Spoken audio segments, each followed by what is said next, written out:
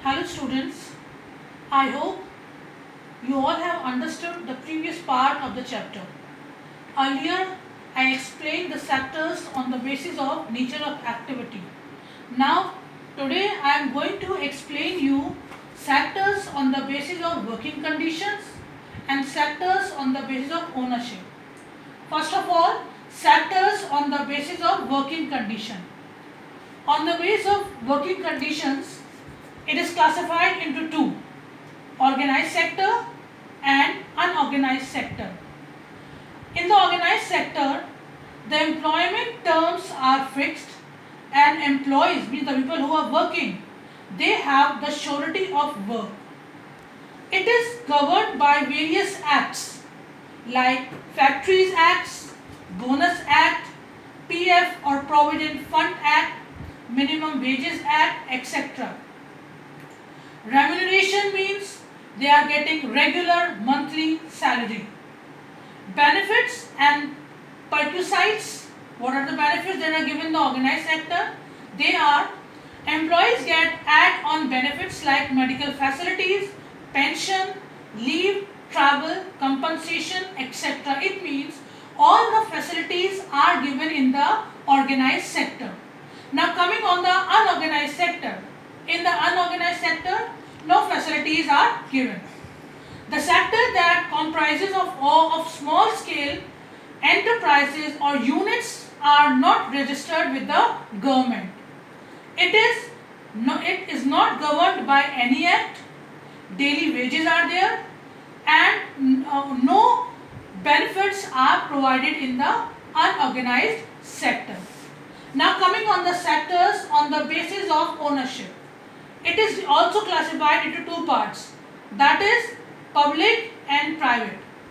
Coming on the public sector, companies which are run and financed by the government, they come in the public sector, or the companies which are owned by the government come in the public sector.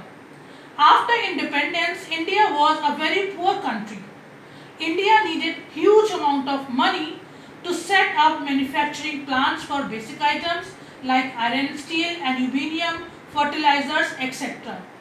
Apart from that, additional infrastructure like road, railways, ports and airports also require huge investment.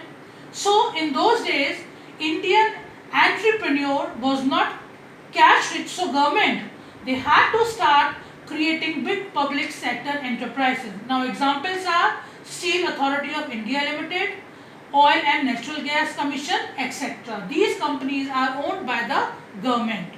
Now next is the public sector or private sector. In simple words, the companies which are owned by individual or a group of individual, they come in the private sector. For example, Reliance, etc. Many are there. Apart from that, there are many. The private sector employs most of the workforce in some countries.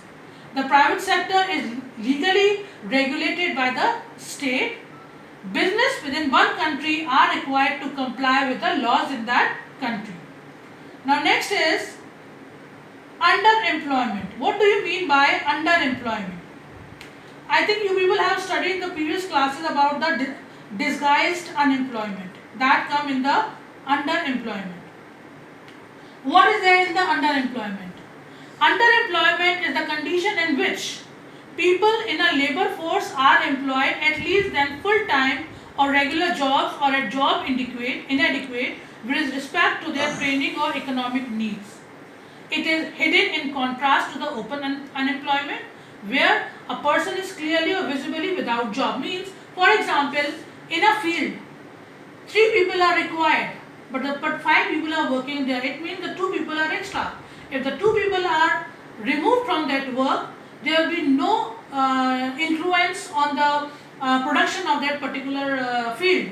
So that is called underemployment. Means the people are seen that they are employed, but actually they are not employed.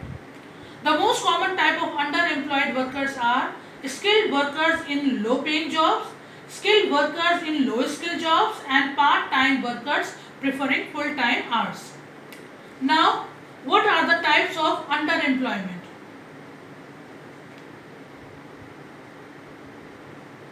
Each one is doing some work but no one is fully employed. This is the situation of underemployment, where people are apparently working but all of them are made to work less than their potential. This kind of underemployment is hidden in contrast to someone who does not have a job and is clearly visible as disguised unemployment. We see people of the service sector on the street pushing a cart or selling something where they may spend the whole day but earn very little. They are doing this work because they do not have better opportunities. There are lakhs of farmers in India, and even if we remove a lot of people from agricultural sector and provide them with proper work elsewhere, agricultural production will not suffer. Now the last part of the chapter is NREGA, National Rural Employment Guarantee Act, that was started in 2005. It is started by central government. Under NREGA 2005, all those who are able to and are in need of work are guaranteed 100 days of employment in a year by the government. If the government fails in its duty to provide employment or giving work, it will give unemployment allowances to the people. Unemployment allowance in Hindi we call it Berozgari Bhatta.